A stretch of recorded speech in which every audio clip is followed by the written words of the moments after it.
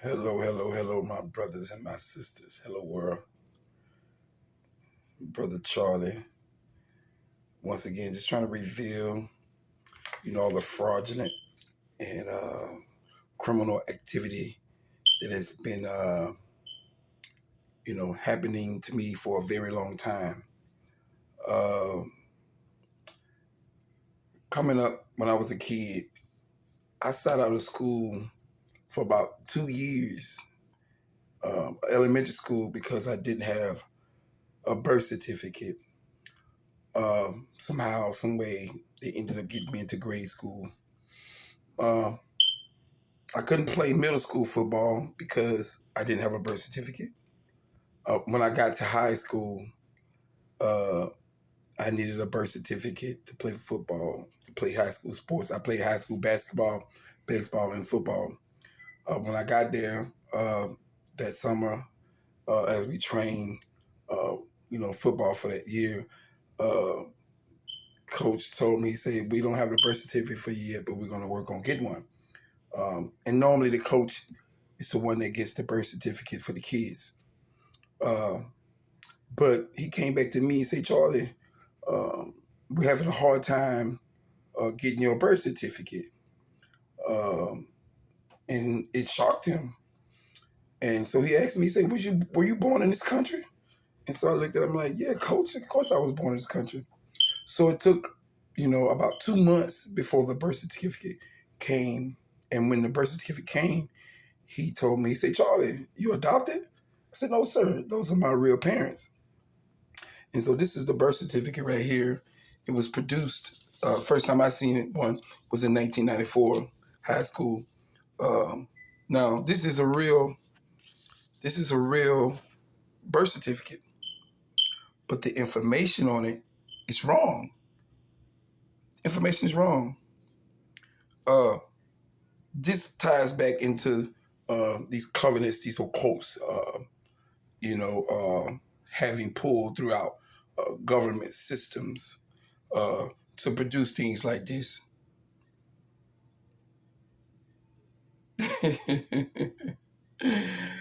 you know, uh, Again, the birth certificate is a real birth certificate, but the information on it is wrong. It's wrong. And so, again, exposing the power that these covenants and these secret societies have inside the government. So the person that produced uh, this birth certificate, 1994, they probably an elder person right now, probably not even working for the state anymore. But they produced this birth certificate. Like I said, it took 2 months, and normally the coach would normally get the birth certificate with ease. But in my situation, it was hard. And like I said, I stayed out of grades kindergarten for 2 years because I didn't have a birth certificate. Somehow, some way, they allowed me to, still go into school. Another thing that happened here lately is that I got a letter from Diesel stating that someone had broken into their system and had stole my information. Diesel is the company that does background checks, and it's the company that do the drug screening, the hair sample, or the alcohol test, and so forth, so forth. Someone had broken into the system and stole my information, so they wrote me this letter. Well, I got this letter. This was in February. I got this letter from them telling me that someone had broken into their system and had downloaded my information. Uh, these people that are coming after me are people, that has power. They have pulled throughout the system. This wasn't done by no local uh, street thugs. This is not no local street crime that was committed against me. These were people in high places that had the stroke, not only to defraud the system, but also to deal with to get inside the police system, to get these people to turn, you turn and look the other way in reference to justice, for me, to turn and look the other way with all the crimes that were being committed against me. I told y'all on January the 19th how I was refused police protection by the city police. As a matter of fact, the city police were a part of the plot and plan to kidnap me. I told y'all the story when I had my phone had been cloned. So when I tried to dial 911, I ended up talking to these people who were out to harm me, and so that's what drove me to go to the police precinct itself. That whole Saturday, everything was set up for me to be kidnapped. So I get into my car and I drive toward the police precinct on Airline Highway. This is a Saturday, January the 19th. When I get there, there's very few cars in the parking lot. They had one police car parked by the door, had another police car parked off on the other street that had, I would say it was a fake officer in the car. It was somebody posing as an officer. This guy had a red beard. He looked almost like the guy that I had got into it with on the job while working for performance. Again, this fellow employee that I had got into it with on the job at performance, he wore on his stickers on his hard hat a bone and skull. On that day, I saw one of my ex-fathers parked right by the door on Airline Highway at the police precinct. I pulled right past him, and he had another police car that was out there parked running. No one was in it. At this time, that facility, that police precinct headquarters on Airline, it was under construction. So I got out of my car, but again, I'm an intuitive person. Spiritual gifts, and when I'm around danger, in a dangerous situation, every hair on my body it stands up. So as I was about to walk into that police precinct, I got the signal that I was in danger. Every strand of hair on my body stood up. I'm talking about every hair on my body. It just stood up. And I knew right then to stop in my tracks and go the other way. So, and that's exactly what I done. When I got back into the car, I drove the other way going toward the place where you get your alcohol a license for, which is on that same property at the police precinct on Airline Highway. That's where I seen the other police sitting in the car, which appeared to be the same guy that I had got into it with at the job. So he was parked in, I'm coming. So I slowed down to get his attention. But when he rolled his window down, he had his head tilted down, and looking very suspicious with his head tilted down, head pulled real low. But at the red beard, it just set off a signal. And so when I looked at it in the car, I saw who I thought it was to be. So I tried to pull off. He tried to beg and stop me from pulling off. I went around him and, almost went into into the other parking lot. I had to get up on like a little lump and go around him. And I came back out and got back on Airline and headed back down Airline, where I made contact with another police officer at the Whitney Hancock Bank, the bank that I used to bank at. Now, Whitney Hancock Bank, these people shot my account down saying that I received a fraudulent check, which I knew nothing about. They called me into the office telling me that they were going to close my account down. This had happened months earlier. So it was a big plot against me from the very beginning.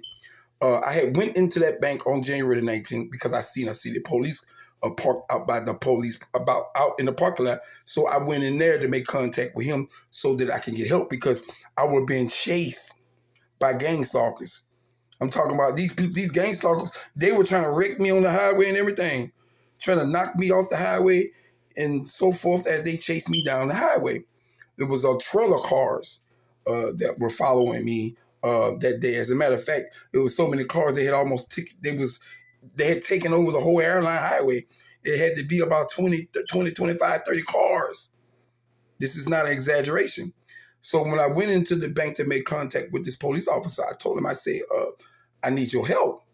And he like, what can, and I told him my situation. But he told me, he said, I can't help you. I said, well, can I use your phone? Because my phone is cloned where I can call authorities. He told me no. So the people in the bank, they were looking at me all strange. I'm like, man, what is going on? The people in the bank were against me. The bank tellers, I asked them to use their phone. They denied me and was looking at me all, suspicious and, was acting, funny toward me. So I got back in my car and I traveled to the sheriff's department. By the airport, wasn't no one there. Got back in my car and I went to the police precinct on Plank Road. There I met a guy that was there. He didn't have his name tag on. This guy looked very suspicious too.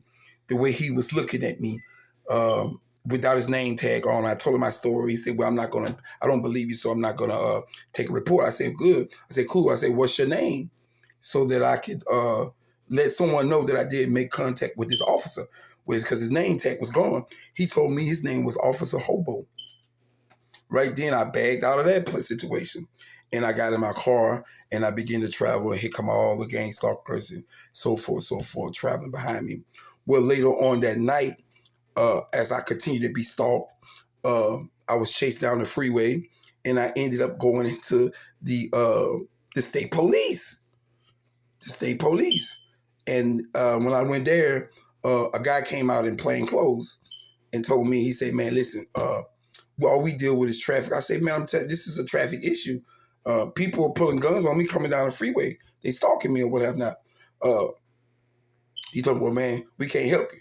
So the gang stalkers will continue to pass by the police precinct as he's talking to me. He's telling me, leave. You have to get off the property, and I refused to leave because at the time my car was having problems with my tires.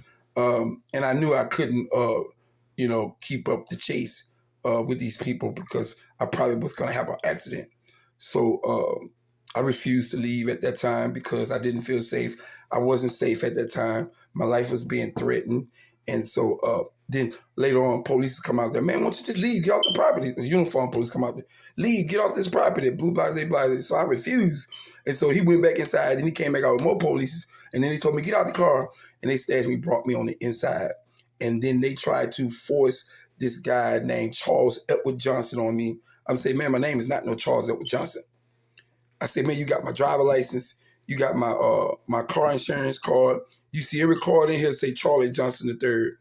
And then you pull it up on the screen. You're looking at this guy. You're looking at me. You see my name is not Charles Edward Johnson. So he bring me to the parish. And then when I get to the parish, he tried to get this deputy to force me to be Charles Edward Johnson. So they didn't put me on the fingerprint machine. He just wanted me to sign my name, Charles Edward Johnson. I refused. And the classification corporate, he maced me down. The moment I refused, he maced me down and threw me in a lockdown cell that was full of feces. And again, by me coming in and out the parish for so many years for petty crime, the deputies that knew me, the nurses that knew me, and so when they came back on the line and saw me there, and they knew I didn't belong there, they ended up helping me get me out of there, or whatever not. But anyway, that whole January the 19th was a plot against me to, to have me kidnapped. All that day, a potato chip truck and a flatbed tow truck followed me around everywhere that I went. Oh, again, today I received a letter from Hancock Bank. Okay, today, I got this letter from them in the mail talking about some account or whatever not. But my account has been closed with these people for over close to a year now. And so I just want to come on here and share this information with the public about all the fraudulent things that has been happening to me, even since I was a young person. Like I say, the family that I'm with now is not my biological family. And the reason they've been hiding my identity from me is because of the assets, the bank accounts that's attached to me. And the reason they're continuing to hide my true identity because they want to keep what's already mine. That certain individuals, Sabrina William Robinson has access, has access to my bank account and my properties, and Brooke Boyd has access to my property and my bank account, and they're living a lavish lifestyle, uh, going out just doing all kind of you know just wicked things with the money, with my money, putting money on my head to kill me with my own money, paying these practitioners to do spell work on me with my own money. These are disgusting human beings. And when my day in court come, I will have my day, and I will not spare none.